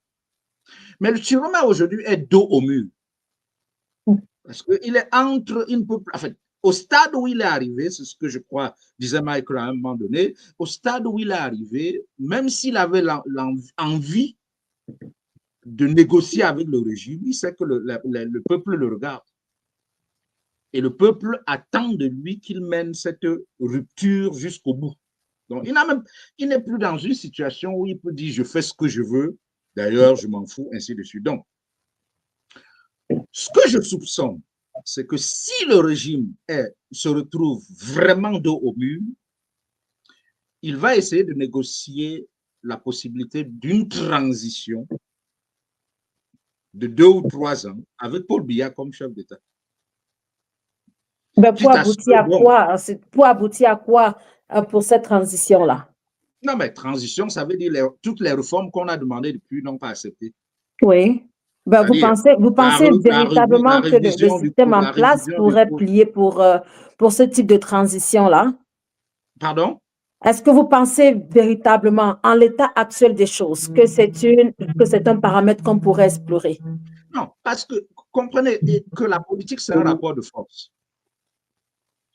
Et tant qu'ils auront le sentiment qu'ils ont la force avec eux, non, ils vont, parce que il faut aussi comprendre, dans le régime Biya, c'est pas je veux dire, il n'y a pas l'unanimité sur comment il faut gérer la crise. Vous avez les extrémistes qui disent, pas question, on va tout faire pour garder le pouvoir et continuer avec nos privilèges. Mais il y en a qui sont un peu plus rationnels et raisonnables, qui disent, cette histoire, on ne sait pas comment ça va se terminer, peut-être qu'il faut dialoguer. Donc, dans le régime même, il n'y a pas unanimité, et donc par conséquent, il y en a qui veulent qu'on ouvre. Et donc, moi, ce que je soupçonne, c'est qu'à un moment donné, s'il y a par exemple des médiateurs qui s'impliquent, ils vont dire, OK, on est prêt à accepter une période de transition, un gouvernement de transition d'union nationale, la révision du code électoral, la révision de la Constitution, tout ça là. Mais le problème, c'est que c'est toujours un piège, parce que ça leur donne ça leur donne du temps, ça leur permet de gagner du temps pour récupérer la situation. Et ce régime, on le sait depuis les années 80-90, ils ont l'art de récupérer les situations dès qu'on est flexible.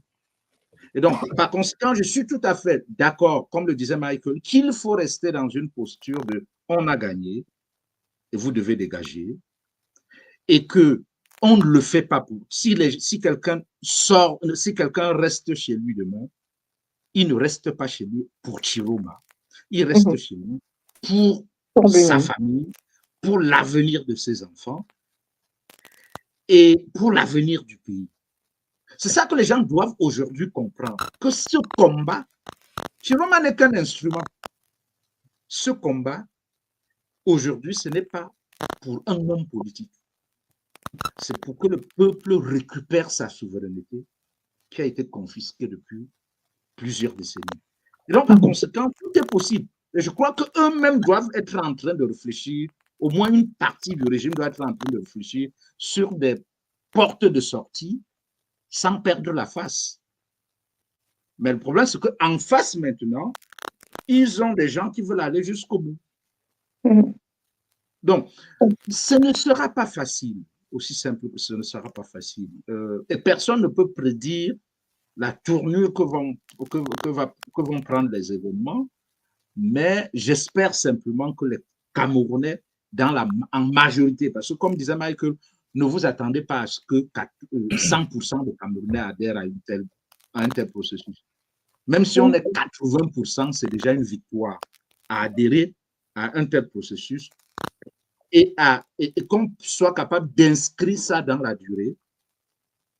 Ça va tôt ou tard faire plier la machine. Parce que l'autre variable qu'on ne maîtrise pas, c'est l'armée. Est-ce que l'armée va rester...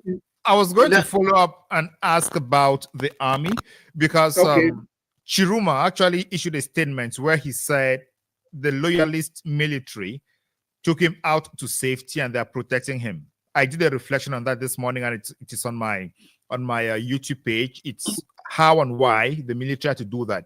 So at this point, are the cracks in the military already very visible for everyone to see that the military is not united in the following the orders of the government that they used to follow in the past? Well, I don't know if Michael would want to go. Oh yeah, yes, of course. I think Bernard, there is one thing. In as much as we, the civilians, are yearning for change, the military themselves, in fact, I'm sure some of them even want it more than some other people, right? But unfortunately, because of their professional code of conduct, they have to respect some orders. But when you are dealing with human beings, you also have to understand that there is a certain level of orders that you can give to people and they take to a certain point. There are reasonable military personnel that understand that we are not here to fight against the people who pay us, right? We are the ones who pay these military guys. We even pay the president of the republic, the taxpayers. We all their military equipment are sourced by the money that we pay them.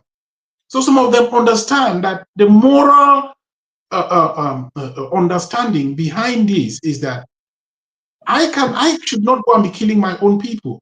You know, I'm supposed to defend them against an external, I would say, army or intruder or, you know, terrorists and stuff like that. Like what they do in the north. That is what the military should be doing. And the regime, what they have actually been doing is that they use the military for basically every single thing. Like even the police are just there to collect bribes. The military are just used in the, like, let me give you a typical example. In the UK here, my children have never seen a military personnel, right? And there are cases where when you see 2 or 3 of them in the street, you start panicking. You even think, like there was a case where I work that we saw, I think about 3, they call the military cadet, and one elderly patient said, are the Russians here? Because they don't see military people in the streets. Cameroon, as it is no different. We are not supposed to be having, military are supposed to be in the barracks. And immediately there is a distress in the country as a whole. That's when you bring them. You know, when you bring them, and when you bring them out, the people themselves will know that there is danger, not with me, but there is a danger around us. That's why these people are here. So the military of Cameroon, thank you for this question. They should know that they are being paid by the people that are killing them, or that they are killing. If they kill all of them, who's going to pay them?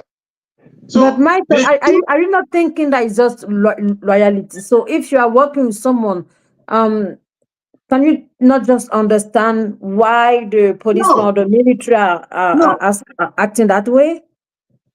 You see, the thing is this: when you're working with someone, that someone is not the sovereign people of Cameroon. The sovereign people of Cameroon have the power over anyone. Okay? So even the president himself has no power over the sovereign people. Sovereignty is so important here. The people of Cameroon are the ones who have the power. So if you are working with, for example, you have somebody, an employer, who employs you to be cleaning their house, for example, your loyalty is with them. So your loyalty, the loyalty of the military should be with the people, not an individual, because we pay them. All right? We, the sovereign people of Cameroon, pay them. So any other person who comes in between to be telling them whatever, they have the right. They have absolute right to say, listen, enough is enough. I'm not going to do this. It is not every single thing or command that somebody gives you, you take. There are some commands that you know that this is out of. If, for example, they stand up to tell us that they are defending their code of conduct, which, of course, there's nothing there that tells them that you have to respect me when I say you want to kill someone. You know, it's a bit more like what they're actually doing right now is the same thing that somebody can just go behind and call them to go and kill somebody, and then they would say, yes, I'm going to do that. That is illegal. All right? The president or the command, whoever is giving them command, is doing so illegally, and that person has no right to ask the military to come and kill. There is nobody who has the right to ask the military to do that. Yeah. Let me follow up with further. What do you make of the fact that the Ministry of Defense has not issued a statement saying no part of the military is working with Tchiroma. Is that a tacit agreement that Chiroma's statement is founded? Well, just to build on what Michael was saying, you see, there are some indicators that they are not in control of everything. You will see that in some barracks, they voted against Biya in Cameroon, which means that discontent is somewhere in there. It's just that they can't express it because of their status. But even in the barracks, there is some form of discontent. Now, the only thing I can say is they're actually playing with fire. Especially the military, they are playing with fire. Why am I saying this? Because the military is already overstretched. You know, with the war in the Nozo, and you know that they have been discontent about how it is handled financially. That those who are actually enriching themselves on the war in the Nozo are the officers. And that's one of the reasons why they don't care whether the struggle goes on. So the military, of course, is already overstressed by the Nozo front, but also by Boko Haram in the north. And what they are doing now, because again, in the last 2 or 3 days, they are reliable. I mean, from reliable sources, it is clear that they are hunting the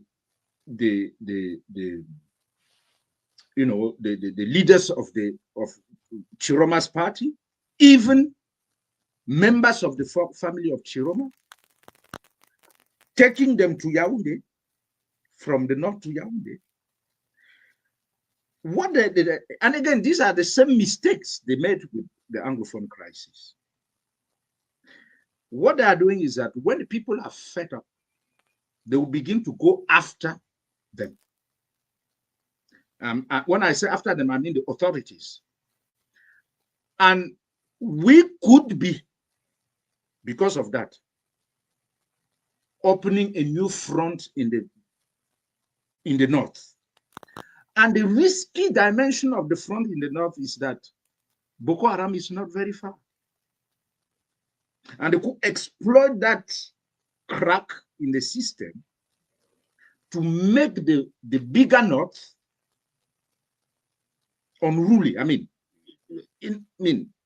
insecure. I mean, and this is a huge area. And I'm not sure that we have the numbers in the military to control that area. So that's why I'm saying don't you think they'll be counting on Chad to come support, because Chad has already congratulated Biya? Yeah, but Chad has its own problem. I was in Chad I live and work in Chad for 6 years. So I know Chad very well. They're sitting on the time. The former prime minister was like the main opposition figure, is sitting in prison. This guy you call, David's son. His father was even less than a tyrant. I mean, he can't support Cameroon. He can't even support his own country. So, of course, he's a warmonger because he's a general, because he was a general before, or he's a general. And the only thing he relies on is force. So Chad cannot help us.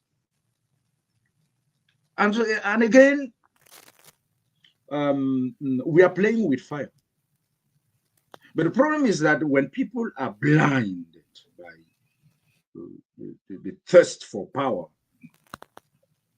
they don't see beyond their nose.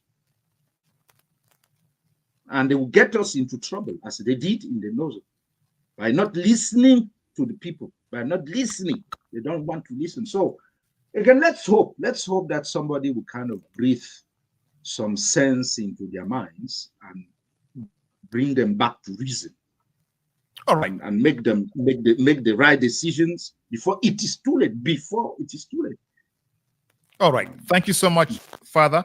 We are rounding up now, and I'll be asking you all to give your last words. But before we get to that, ladies and gentlemen, thank you so much for watching us on the road to A2D. Whatever platform you are watching from, please kindly like, subscribe, comment, and share. Please do this because that is the best way you're helping us. As from tomorrow, we'll definitely be having live coverage from all the cities in Cameroon, and we'll have correspondents who will be giving us live updates on how the ghost towns are going throughout the territory. So they would need your support. So kindly like, subscribe, and if you have any financial support, you can give it. We are broadcasting live on Mimi Mefo Info on Facebook, Beyond Africa Podcast on Facebook, Talk with Mimi Mefo on YouTube, Analyse avec Sandrine on YouTube, Beyond Africa Podcast on YouTube, and Cameroon News Agency on YouTube. Kindly like, subscribe, and share, and leave a comment as we are asking you all to do.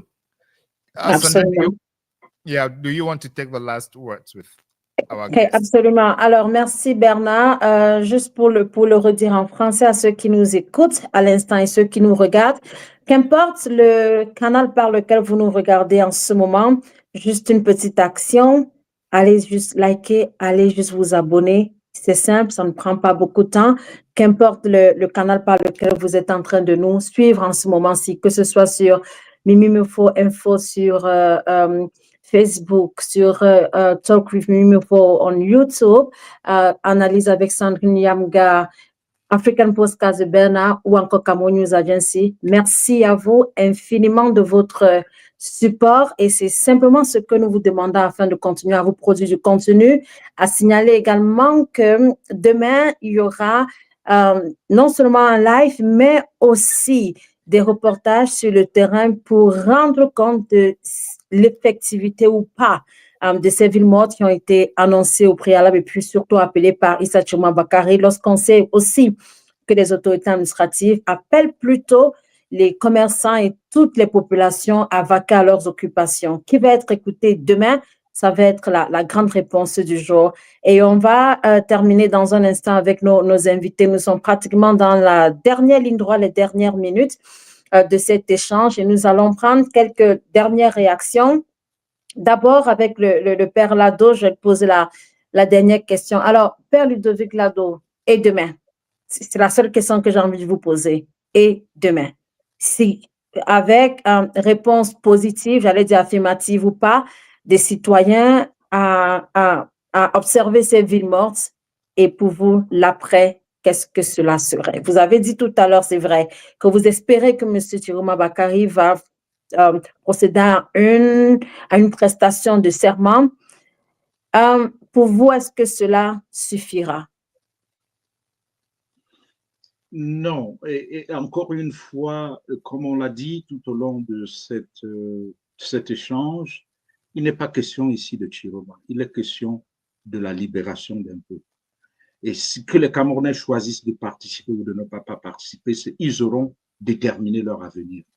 Et ils n'auront qu'à récolter ce qu'ils auront semé. Mais il me semble là que c'est une opportunité à ne pas rater. Et c'est pour cela que j'encourage la plupart des Camerounais qui adhèrent à cette résistance à rester chez eux. Bien sûr, les plus pauvres vont un peu souffrir parce que ceux qui se débrouillent au jour le jour pour vivre, ça ne va pas être facile, mais on ne peut pas faire des omelettes sans casser les œufs.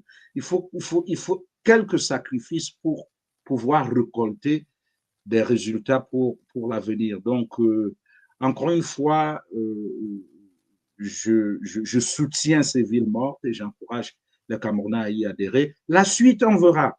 Encore une fois, c'est Tchiroma et son équipe stratégique qui vont déterminer l'avenir.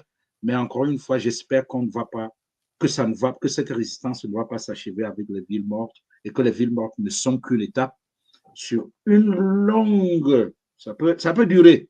Ça, un tremplin, vous voulez, un tremplin d'autre chose, vous voulez dire? Voilà, vers d'autres actions qui vont faire plier ce régime qui a pris en otage l'avenir de la jeunesse camerounaise. Donc voilà, j'en profite bien sûr pour vous remercier de m'avoir accueilli sur votre plateforme, pour remercier aussi Michael pour le partage. Et nous continuons à prier pour que le bon Dieu soutienne ces enfants qui crient et espèrent, n'est-ce pas, goûter à la liberté et à la justice très bientôt. Merci. Bernard, maybe the last question to Michael. Yeah, my last question to Michael is just, give us your last word. What do you expect of Cameroonians and what do you see as the next steps? Thank you again, Bernard and Sandrine, and of course, Reverend. What I can tell Cameroonians right now is that tomorrow should be highly, highly ghosted. 3 days. We should respect the ghost town for these 3 days. It is not going to be easy, and nobody thinks or ever thought it would be easy. But this is the safest way for us not to have any encounter with any security official, be the military or the police or the gendarmerie. And again, we have lived tougher times for 43 years. This is something that you should take it as a personal responsibility to save yourself. That's what we are trying to do right now. This is the moment where you have a reason to save yourself.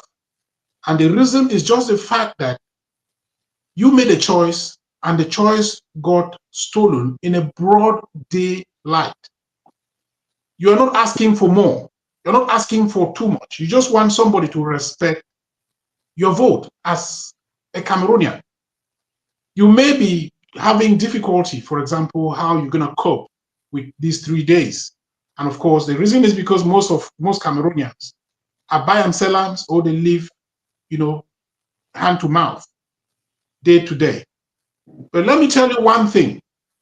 The regime made it to be like this so that you would end up your life this way. Mm-hmm. This regime has been there since 1982, when I was a little boy. I'm gray now. You can see that the only life we ever knew is a life that has been made horrible, a life that has been deliberately, systematically crafted to put us in a very desperate position. And today we are saying enough is enough. Let's not accept this. Let's follow the steps, or let's follow the instructions from the president-elect, Mr. Issa Tchiroma Bakary. They will lead us somewhere. We are going to make progress. And to the regime, we are coming. We want Biya to leave. Biya has been there for 43 years. There is nothing extra that he can do for these 7 years. It's not possible that he couldn't have done for 43 years. And for Mr. Biya, if at all you have the chance to even listen, because I'm sure you are sleeping or you are resting, please, Etudi needs to be vacated in peace.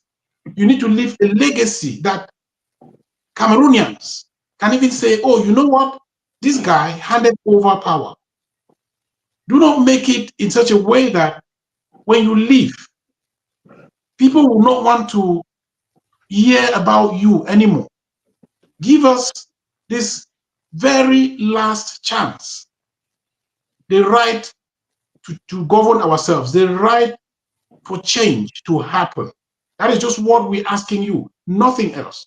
You've done your best for our country for 43 years. We respected you and we keep respecting you right up to this moment. And respect us too. Respect our own view. Respect our voice. So thank you very much. Let there be ghost town from tomorrow. Très bien. Alors, merci à vous, Michael Take, pour ce brillant moment d'échange avec vous. J'allais dire aussi assez persuasif. Merci également au Père Ludovic Lado de nous avoir rejoints ce dimanche. C'était un gentil dimanche de prière, et on vous a entendu dès le départ dire ma prière, c'est qu'il y ait la manifestation de la vérité. Merci à vous pour cet échange. Thank you to you, Bernard. It was a pleasure for us to be here today, this Sunday, and then I'm sure that you are coming back tomorrow for more time here and then more insight about what is happening in Cameroon. So à tous ceux qui nous regardent, for all of you, all the viewers, we are saying thank you to being in this conversation, to taking part on this conversation. Merci à tout le monde et à très bientôt. Au revoir. Merci. Bye-bye. Thank you. Bye-bye. See you next time. Au revoir. See you next time.